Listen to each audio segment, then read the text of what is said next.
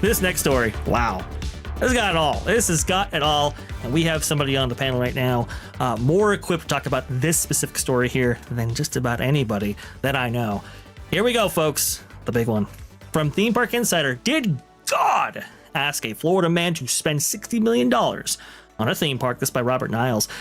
A $2 billion theme park in rural Oklahoma? Sounds like a crazy idea, right? Turns out it was. But just how crazy the whole project turned out to be might rank American Heartland as one of the all-time jaw-dropping theme park stories. To bring you up to speed, here's our story about the park's announcement 2 years ago. A new $2 billion theme park pitched in rural Oklahoma. This thing was going to be a development mass that was about 1,000 acres. It was supposed to be a 125-acre theme park. It would have rivaled, and this is according to their research, Magic Kingdom, Disneyland at the time. This thing was said to be the Universal Orlando Resort of Oklahoma at some point, which I thought was very interesting to compare it that way.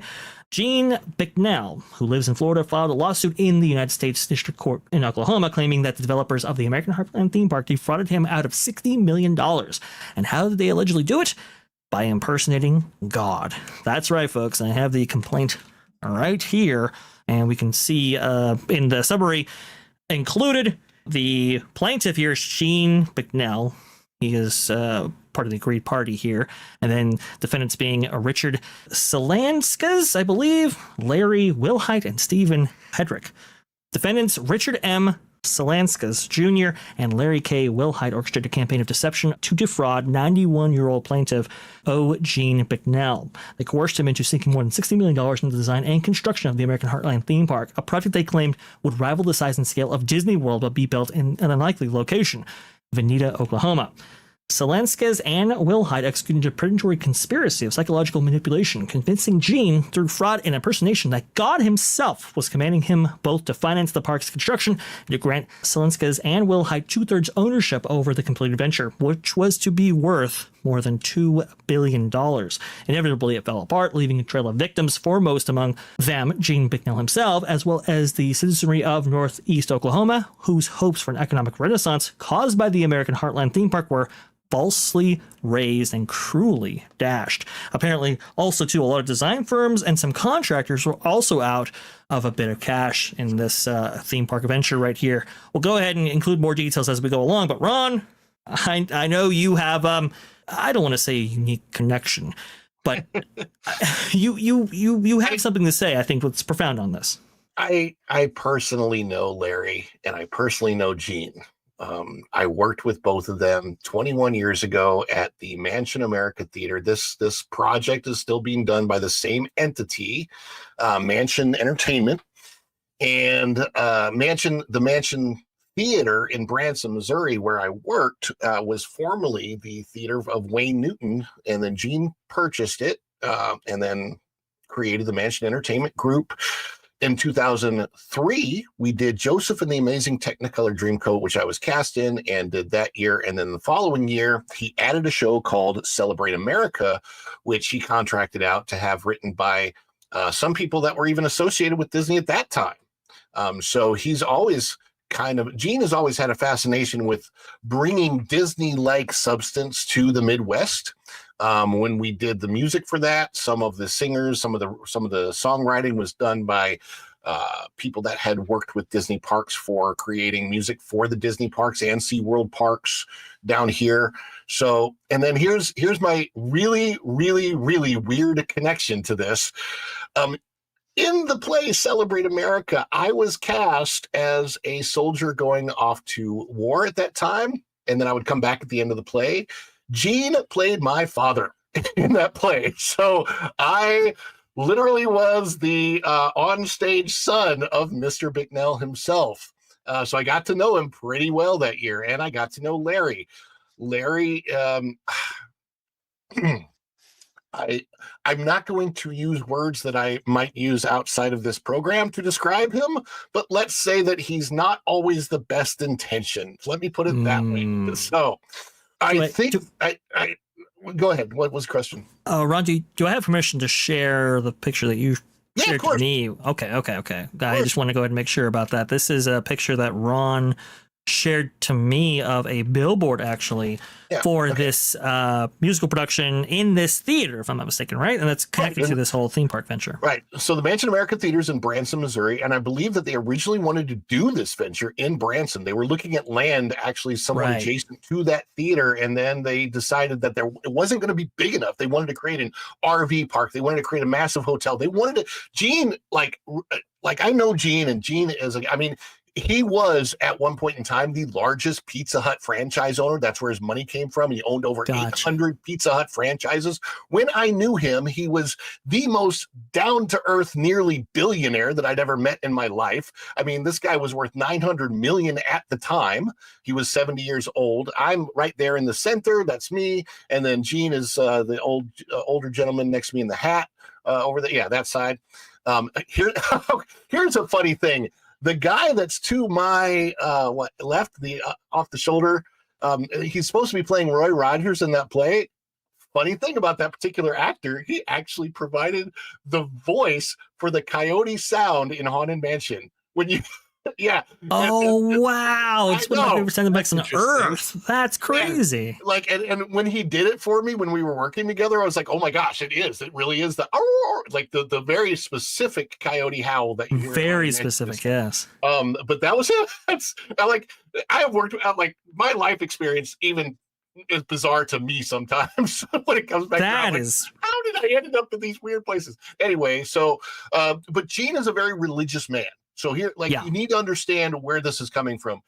Right. Gene is religious. He's also getting older. He's got somewhat like delusions of grandeur, but also he's got actually grandeur because he's been the mayor of a town and he's done some major big things. I think they mentioned in the complaint that he suffered from a stroke from this incident as well. So yes, not the best of health, from what I understand. With his aging, he wanted to go out. He's 91. He knows, his time is short. And he wanted to leave this legacy. This theme park was for him, his legacy. He wanted to have the statue in the park. He wanted to be known as the next Walt Disney. That was going to be his thing. And so he put the $60 million in, paid some former Disney Imagineers and others to work on the park, to create all of the things that they had created for this. Went into it. And so he also hemorrhaged some of his own money. He went into debt to do this, and it basically bankrupted him from the fortune that he once had, because he was told that he was going to get a part of this and then pass that on to his kids.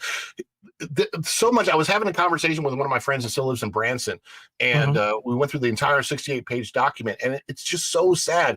He actually was convinced by Larry and the other guy, Solanskis or whatever, to turn, because his kids were telling him, "Don't do this, Dad. Don't. This is not going to be." Multiple times, yeah. And he was convinced by Larry that they had some kind of a prophecy from God that they were supposed to do this, and they convinced Gene that it was God's desire that this happen. And he's older. He's a little bit gullible. He wants to. I mean, obviously, you want to go out at a big note. And did they have Dan Aykroyd tell him? Yeah, it might have been. I know it sounds bad, anybody believing this, but if you were around them and you understood the culture that kind of exists in that Midwestern area and how religious these people get, they can buy into this stuff pretty easily, and that's what happened to Gene. It's really unfortunate. I was saying from the beginning. And obviously 2 years ago, nobody even knew who I was on YouTube or anything like that. But I was like, this isn't going to happen. I knew it wasn't going to happen because I knew all the people behind it, and I literally predicted that this was the direction this was going to go. Unfortunately, but also Veneta, Oklahoma, it's dead center in Tornado Alley, and we're talking about an insurance nightmare to just insure the park that can only be open maybe 6 months out of the year, 9 months at best. So the whole thing, the idea from the beginning, there's a small theme park, I think, outside Tulsa or Oklahoma City. And it's just, and then you have Silver Dollar City that's not that far away in Branson. The idea behind this, as great as it sounded at the time, I was like, this is a pipe dream that I think is going to burst. Yeah. And I included some imagery from Dollywood in this kind of B-roll that you're seeing right here, because it's compared to Silver Dollar City as much as it is Disney. And you actually mentioned the Imagineers getting involved here. Point 77 in the actual complaint says this: Hedrick convinced Gene that he had assembled, quote, the dream team of all dream teams, consisting of more than a dozen former Disney engineers and designers to work on the project. And those engineers and designers were even listed on the American Heartland theme park website as part of the, quote, executive team, along with Hedrick. Few, if any, of them substantially participated in the project, however. It was just more knowing deception of Gene and of the public, at least alleged in the complaint right there, which is really sad. Apparently, they used a series of text messages and emails to convince him that it was God speaking to him and like saying, hey, look, you have to actually get this done. Were they trying to say that they were telling him this via text message and emails, or they were like, God is text messaging and emailing us? They a little bit of both. So they were so some of the text messages say, hey, look, listen, this is God, you got to do this. Others were saying, I have had prophecies from God telling you to do this, that kind of thing. So they were literally trying to say he's getting texts and emails from God. This is God speaking. I am taking a break from all the wars and famine and natural disasters to just say this theme park's really got to get built. I mean, it's really, really sad.